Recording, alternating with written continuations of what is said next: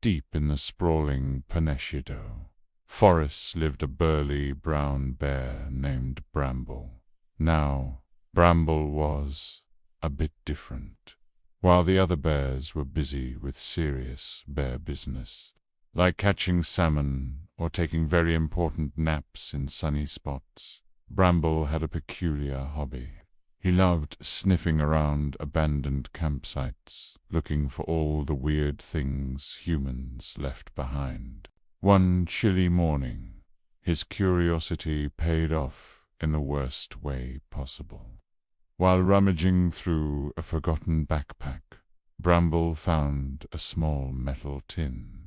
Inside was a strange, skunky-smelling plant.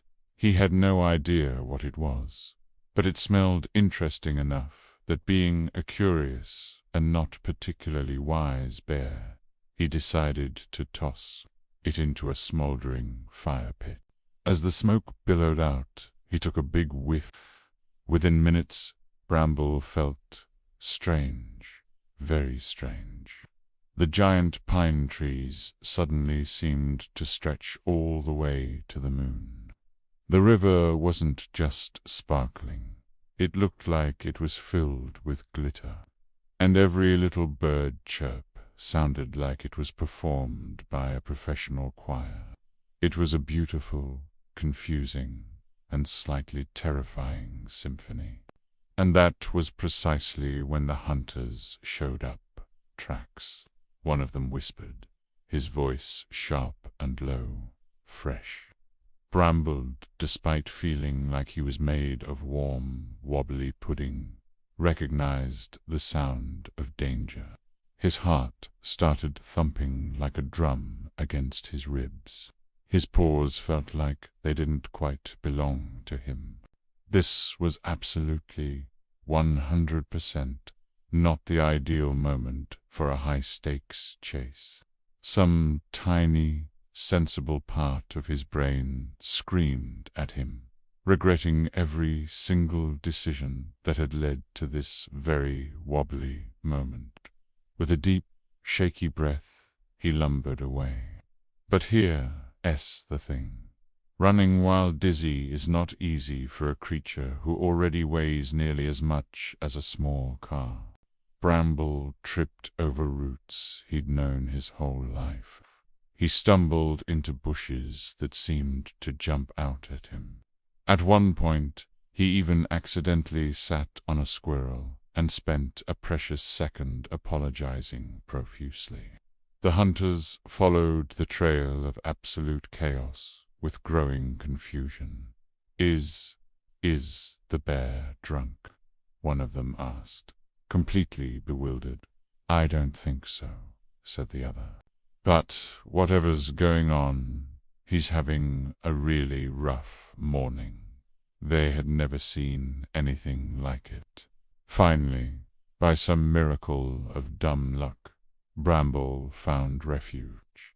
He squeezed himself into a massive hollow log right beside the river.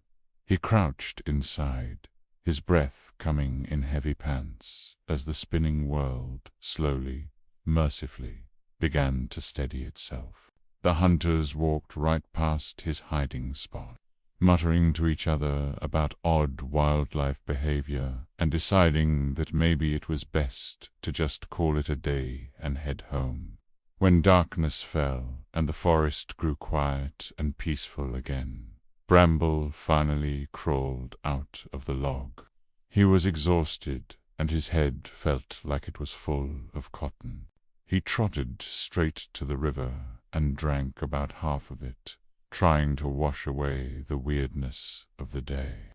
And right then and there, he made a solemn vow, quite firmly for a bear who usually forgot where he left his afternoon snack, that he would never, ever again investigate mysterious human plants. From that night forward, Bramble changed his ways. He stuck to the good stuff: sweet berries, golden honey, and long, satisfying naps in the sun. And whenever he caught a whiff of anything skunky or suspicious coming from a campsite, he didn't hesitate. He turned right around and walked away as fast as his big bare paws could carry him. Because Bramble learned a valuable lesson that day. Even a bear only needs to make one very, very bad decision to learn a very, very important lesson. Stick to what you know and leave the strange human stuff alone. Thanks for watching. If you enjoyed Bramble's misadventure, don't forget to like this video and subscribe for more stories from the wild. See you next time.